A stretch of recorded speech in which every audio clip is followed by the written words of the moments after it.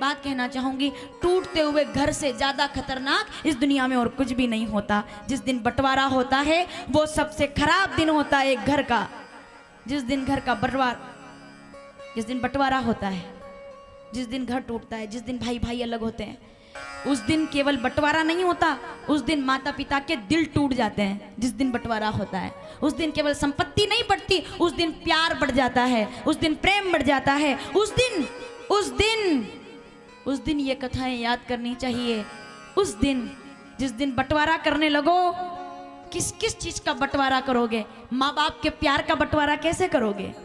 उनके संघर्ष का बंटवारा कैसे करोगे? उन्होंने इस आंगन को सजाया है अपनी जवानी दे करके, अपने संघर्ष के साथ। मैं पूछना चाहती हूँ उन बच्चों से जो बड़ी आसानी से कह देते हैं हमें अलग कर दीजिए, पसीने की उन बूंदों को कैसे बांटोगे जो एक पिता ने उस आंगन को बसाने के लिए बहाया है? उस पसीने को कैसे बांटोगे आप? उन रंगोलियों का हिसाब कैसे दोगे जो माँ बाप ने उस घर को सजाकर दिवालियों में मनाए हैं? उसको बंटवारा कैसे करोगे आप? बर्तन बांट लेते हो, दुकान बांट लेते हो, मकान बांट लेते हो, घर बांट लेते हो, दुख है माँ बाप भी बांट लेते हो, माँ बाप बांट लेते हो। 6 महीने यहाँ 2 महीने वहाँ, बुढ़ापे में भटकते फिरते। मैं क्या कहूँ, मुझे कई बार बहुत दुख होता है।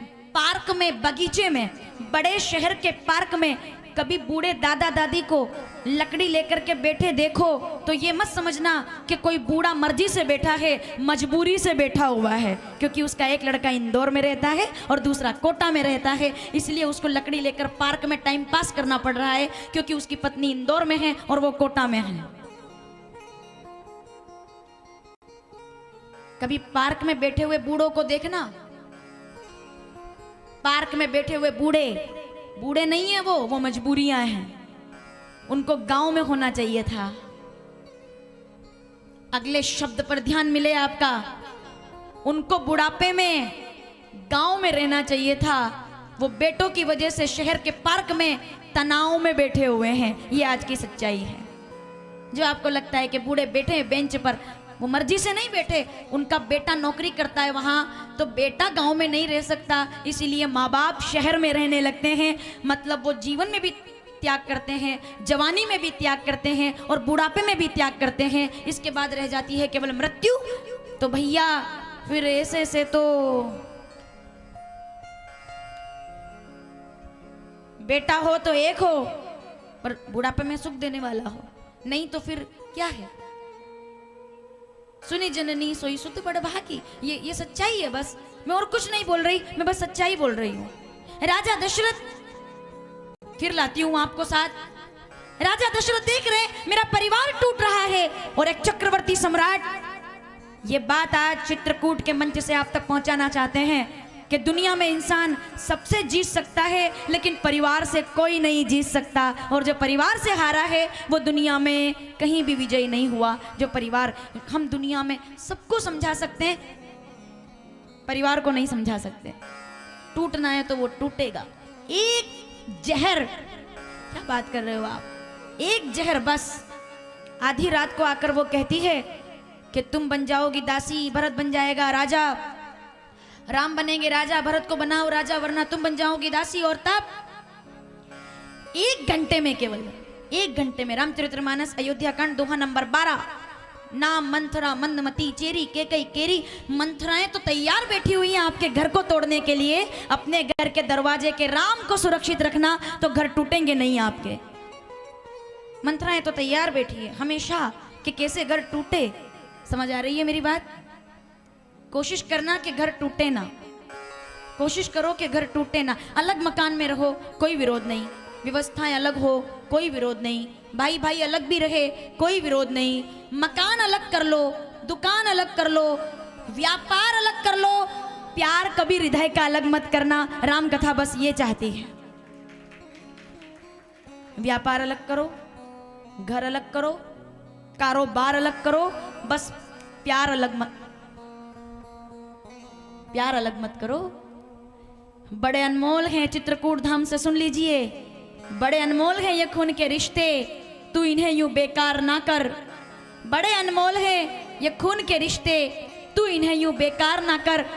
मेरे हिस्से की जमीन भी तू ले ले मेरे भाई, पर घर के आंगन में ये दीवार ना कर, ये दीवारें केवल तोड़ेगी। अब आप देखिए, दीवारें इधर है, दीवार इधर है, और प्यार, बस यही तो चित्रकूट है और क्या है, यही तो सुनने आए हम। इधर दीवार है, उधर केवल प्यार है, शुद्ध प्रेम। शुद्ध प्रेम का नाम है भरत। बोलिए भरत लाल की। मेरे कहने का तात्पर्य बस ये है, बहुत ज्यादा नहीं जीना है हमें। ये गलतफहमी निकाल दो कि 200 साल रहोगे एक ही मकान में। कोरोना जैसी 3-4 लहर आई, जीवन खत्म। इधर झटका लगा, जीवन खत्म। कहीं भी उधर से स्विच दबा, जीवन खत्म।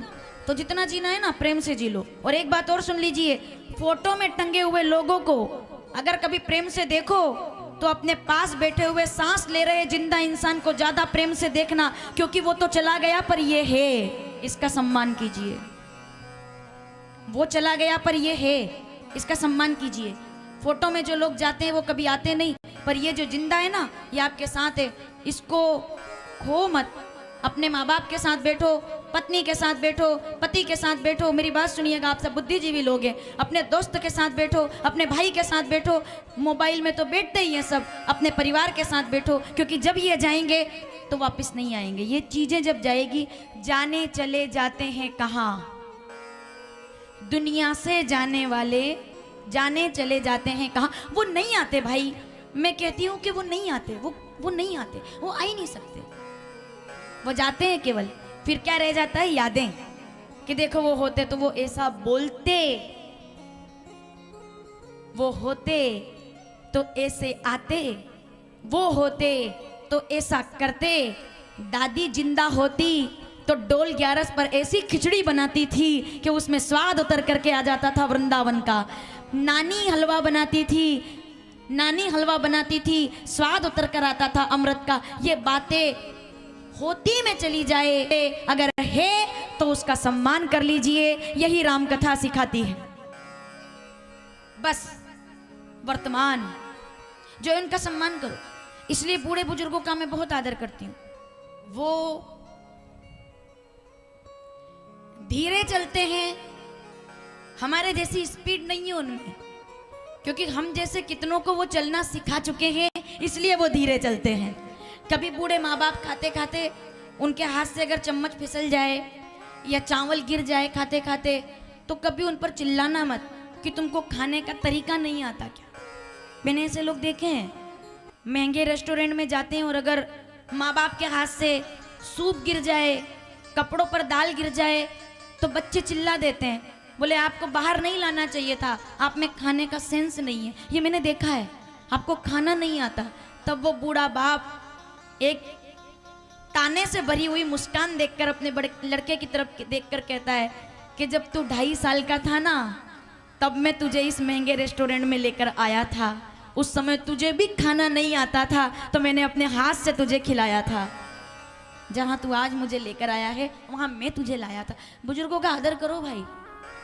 मंदिर के भगवान बाद में पूजना, पहले ये भगवान है, इनका आदर करो। ये झुर्रियां नहीं है, ये संघर्ष है। ये आंखें जिनकी डूबी हुई है, ये जो चश्मा लगाकर बैठे हुए हैं, ये जो लकड़ी से चलते हैं और फिर भी मुझे प्रणाम करते हैं। मैं बहुत कोशिश करती हूं कि इन विषयों पर ना जाऊं, पर मैं बहुत हृदय से बुजुर्गों का आदर करती हूं, क्योंकि इन कथाओं में 14 साल से कथा चल रही है, 15 साल से। कई बुजुर्ग ऐसे हैं जो पहले साल में थे, आज नहीं है। कई बुजुर्ग, मुझे शांति प्रिय